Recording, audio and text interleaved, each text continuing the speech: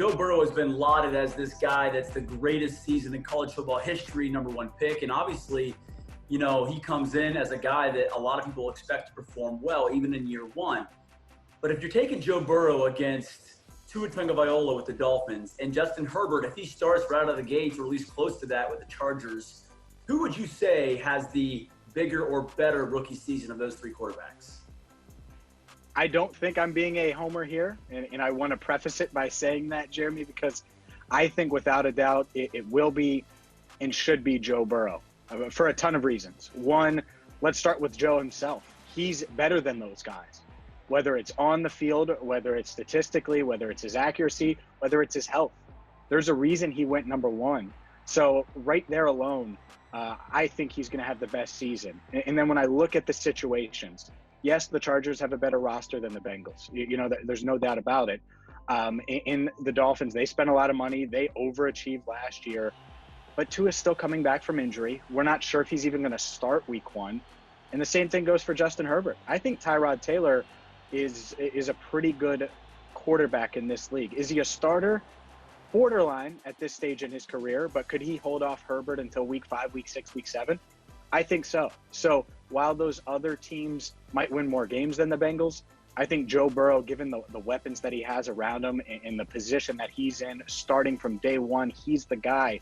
I think it's a no-brainer. He's going to post bigger numbers and have a better rookie season. I personally think that confidence is contagious. You just had a conversation recently with John Ross, and John Ross is in a very unique scenario, not with just his contract, obviously, but with Joe Burrow, because before everything really shut down, as you found out talking with John, he had a chance to work out with Joe Burrow.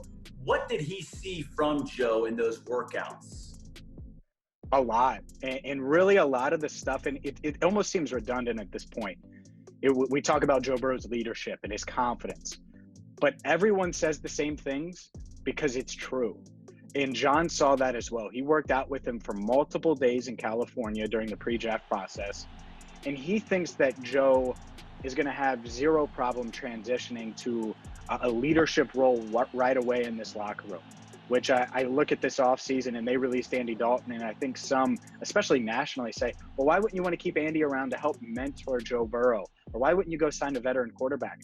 Well, the Bengals feel like he's ready to go right now. And what's interesting is about that interview you had with him, John talked about that confidence factor and what he needed to feel from Joe Burrow. Not that Andy Dalton didn't give off some sort of confidence to the players, obviously, but it's like that you need a change of scenery kind of thing. John Ross, it seems like, gets that change of scenery. Instead of leaving Cincinnati, he gets it with a new quarterback. He does. And after 2 years of Marvin Lewis and really a quarterback that didn't suit his skill set, which I'm willing to say John has never said that about Andy, and he's never talked about Marvin Lewis being critical of him either privately or publicly. At the same time, we know that was the case. We know that Marvin Lewis wasn't on let's draft John Ross 9th overall. That's a fact now. So I think he does. He enters a situation now with a lot to prove. But if he can stay healthy, there's a lot of reasons to believe that he can have an impact this year. Whether it's you look at a start from last season, you look at what Joe Burrow brings confidence-wise. I think that's, like you said, it's going to rub off on John. John agrees that it's going to be huge for him. And then the other thing is Burrow's accuracy.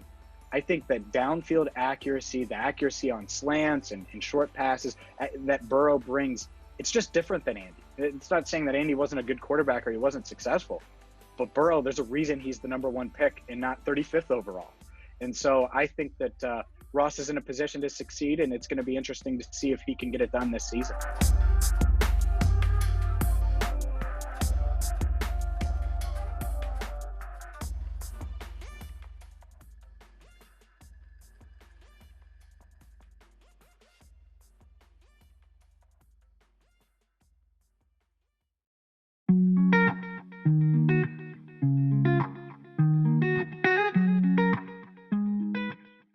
All right, let's talk running back now, and nobody cares about my fantasy team, but I'll throw it out there. Dalvin Cook helped me win a fantasy championship last year and win some cash, which was awesome. And now Dalvin is, playing that big time back kind of thing and trying to get his money and thinks he deserves that money. We've seen it with Todd Gurley and other guys.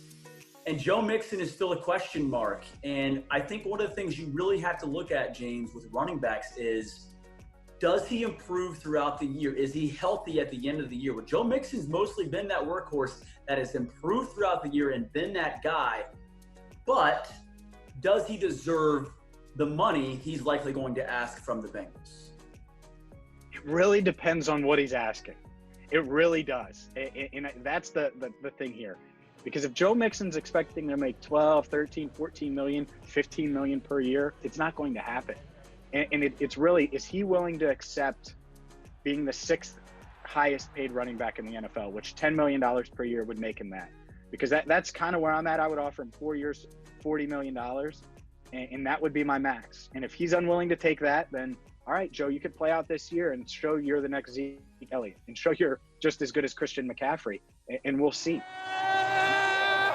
And here's the other thing with this, Jeremy. I don't want Bengals fans to worry about Mixon holding out, because this new collective bargaining agreement really limits that. Players have zero leverage when they're on their rookie deal. So Dalvin Cook can say he's going to hold out. I don't think it's going to happen. Same thing with Joe Mixon, because if they miss any of training camp, whether it's we're there or not, if they don't show up for day one of training camp, then suddenly they do not accrue a full NFL season. And instead of being an unrestricted free agent next offseason, they would potentially be a restricted free agent. So you don't want to risk that. I think he'll show up at training camp regardless of a new deal. I also think the Bengals are going to try everything they can to get a deal done, because I think that's their top priority, signing Joe Mixon to a long-term extension this offseason. And here's the thing about Joe Mixon when it comes to the holdout conversation, and I know this is kind of a funny story, James, but, we fly with the Bengals, the media does, to road games. Joe Mixon cannot sit still. I'm talking a 45-minute flight to Cleveland. He is up and talking to people.